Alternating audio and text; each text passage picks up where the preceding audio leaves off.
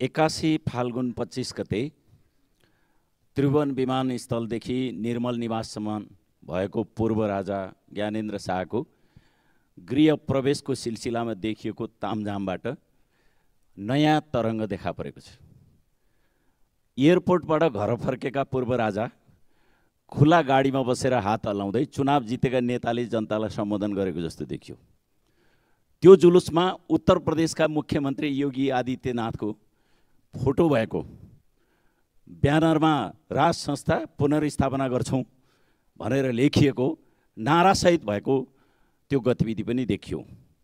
यो गतिविधिमा उत्तर प्रदेशका मुख्यमन्त्री योगीजीको फोटो सहितको ब्यानर देखिनु संयोग हो वा उहाँकै इच्छा हो बुझ्न जरुरी पनि छ।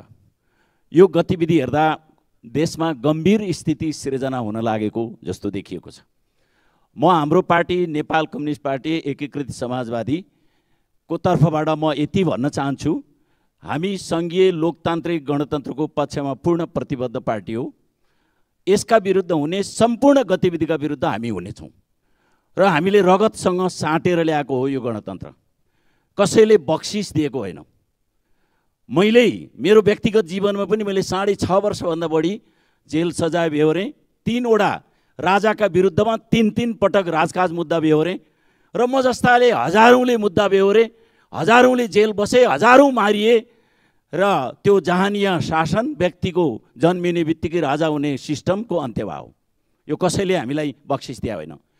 तर यसबीचमा किन यसरी राजावादीहरू सल्बलाउने स्थिति बन्यो, कसरी उहाँहरूमा आँट बढ्यो भन्दा यो आँट बढाउने चाहिँ हामी आफै हो है। गणतन्त्रवादी सत्तामा बस्ने शक्तिहरू आफै हो।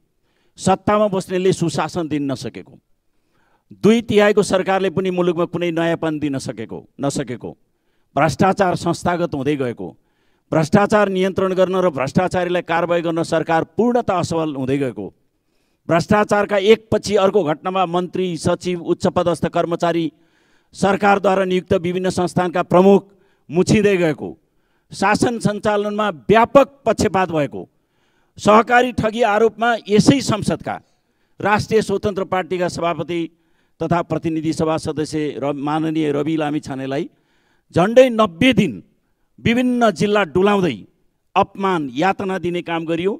त्यस्तै अपराधमा मुछिएका नेपाली कांग्रेसका नेता, उपसभापति, नेकपा एमालेका सांसद, उहाँको श्रीमती, थुप्रै यस्ता व्यक्तिहरूलाई कुनै कारबाही भएन, कुनै उनीहरूले बेहोर्नु परेन। र यति मात्रै होइन, यहाँसम्म भयो लुम्बिनी प्रदेशका माननीय सांसद, कोशी प्रदेशका माननीय मन्त्री, नेपाली कांग्रेसकै कोही सांसद बाँसबारी छाला जुत्ता कारखाना हडप्न सक्ने र कांग्रेस परिवारकै कोही छोरीले बाल मन्दिरको जग्गा टेन्डर भाडामा दिने सिलसिलामा बिना टेन्डर कुनै त्यस्ता व्यापारिक संस्थाहरूलाई सुम्पने, यस्ता अनेकौं खालका अपराधपूर्ण कामहरू भए र यतिसम्म भयो यी सबैलाई मुद्दा नचल्ने बन्यो र रवि लामिछानेलाई मुद्दा चल्ने, अरूलाई चाहिँ मुद्दा नचल्ने सम्म देखियो। यसरी सत्ताभित्रै एउटालाई एउटा कानुन, सत्ता बाहिरकालाई अर्को कानुन, यस्तो अवस्था एकातिर भयो भने अर्कोतर्फ अर्थतन्त्र ओह्रालो लागिरहँदा सरकार ठुलो हेरिरह्यो। भ्यू टावर, पानी जहाज, मन्त्री क्वार्टर जस्ता अनुत्पादक क्षेत्रमा खर्च गरी राष्ट्रिय सम्पत्ति बर्बाद बनायो।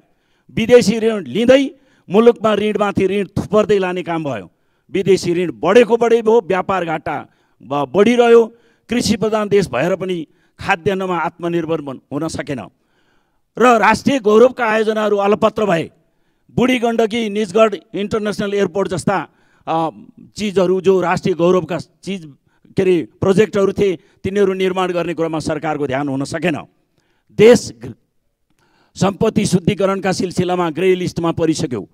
आइकाओले हाम्रो हवाई क्षेत्रलाई कालो सूचीमा राखिसक्यो। म टुङ्ग्याउँछु सभामुख महोदय।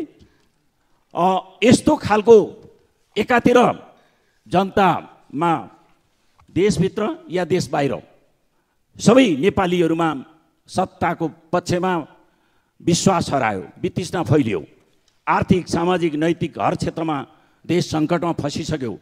रोम जलिरहँदा रोमका राजा निरो बाँसुरी बजाएर बसिरहेको थिए रे। त्यही अवस्था आजको सत्ताधारीको भयो। सभामुख महोदय, यिनै कारणले गर्दा गणतन्त्र विरोधीहरू सल्बलाइरहेछन्। हजारौं हजार जनताले ज्यानको बाजी लगाएर रगतसँग साटेर ल्याएको गणतन्त्र सत्ताधारीहरूको अकर्मण्यताको कारणले गुम्ने खतरामा छ। म टुङ्ग्याउँछु सभामुख महोदय, टुङ्गिन दिनुहोस्, किनभने यस्तो महत्त्वपूर्ण कुरा आइरहँदा वाक्य त पुरा गर्नुपर्छ नि सभामुख महोदय। गणतन्त्र ल्याउने राजनीतिक दलप्रति जनताको अविश्वास चरमचुलीमा छ। गणतन्त्र ल्याउने दलका नेताले गम्भीर हुन जरुरी छ।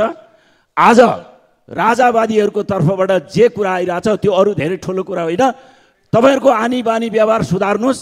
जनताले पनि भन्दैछन् आफ्ना कमी महसुस गर, जनताप्रति फर्क, गणतन्त्रको रक्षा र संविधानको रक्षाका लागि इमानदारीपूर्वक लाग, भ्रष्टाचारीलाई कारबाही गर, सुशासन देऊ, पक्षपातपूर्ण शासनलाई अन्त्य गर, अन्यथा गणतन्त्र विरोधी शक्तिले रगतसँग साटेर ल्याएको संविधान खोज्न सक्छन् है। हेक्का राख भने हो। धन्यवाद।